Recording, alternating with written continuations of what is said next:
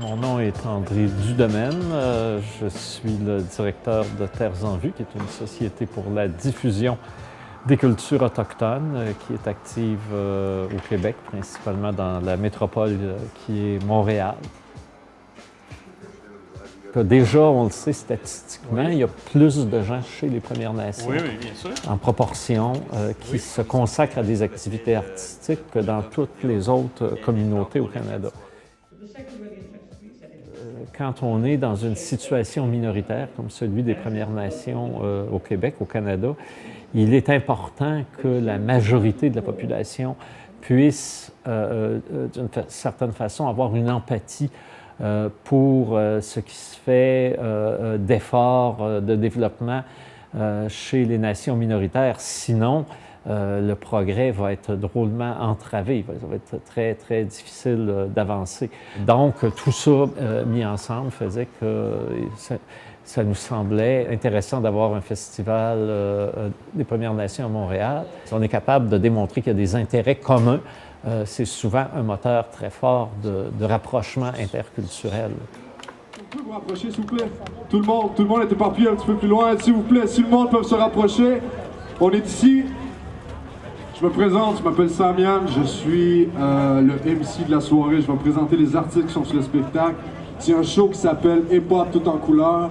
Il y a plusieurs artistes d'un peu partout. Il y a un gars qui vient d'Haïti, quelqu'un qui vient du Maroc, il y a une chanteuse qui vient du Pérou. Il y a du rap, il y a du reggae, il va y avoir du hip-hop. Je te dis, ça va être vraiment, c'est très très coloré comme show.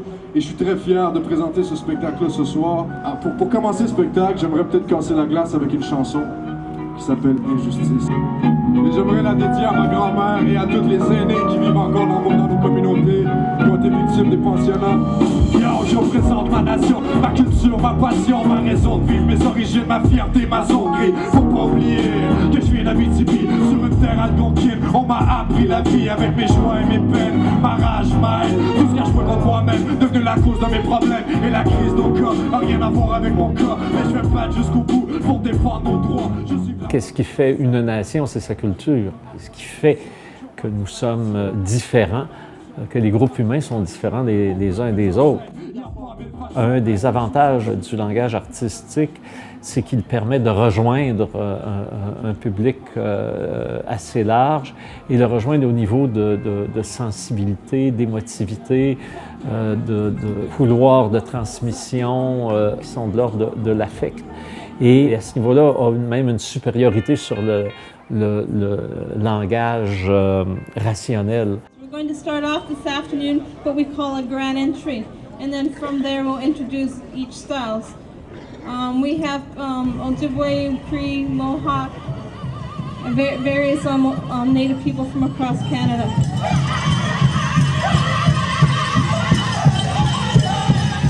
Si on veut faire du rapprochement culturel, parfois, il faut aussi se rappeler que le pain et le beurre est d'abord une motivation première chez tout le monde et que si on est capable de démontrer que les Premières Nations ici sont un moteur pour l'industrie touristique, bien, si on est capable de démontrer qu'il y a des intérêts communs, c'est souvent un moteur très fort de rapprochement interculturel.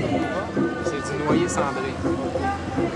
En galerie, parce que là, ils sont en vente ici à Montréal, c'est 490 $. Et pas en galerie? Et pas en galerie, on peut négocier un prix.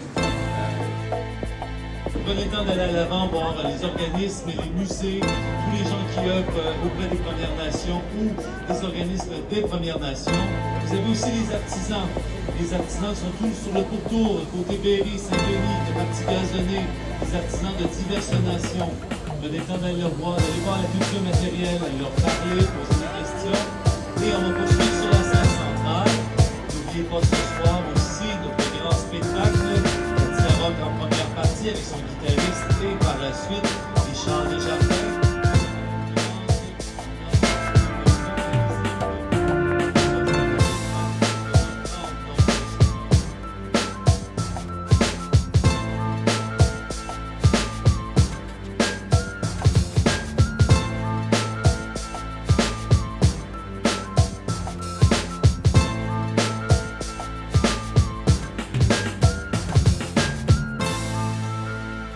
Les premières années ont été très difficiles. On était en train de préparer ce qui devait être les activités belles et bien accueillies et généreuses de Terres en Vue. En 90, à l'été 90, les ponts se sont littéralement coupés. La crise d'Oka a eu cet effet assez curieux.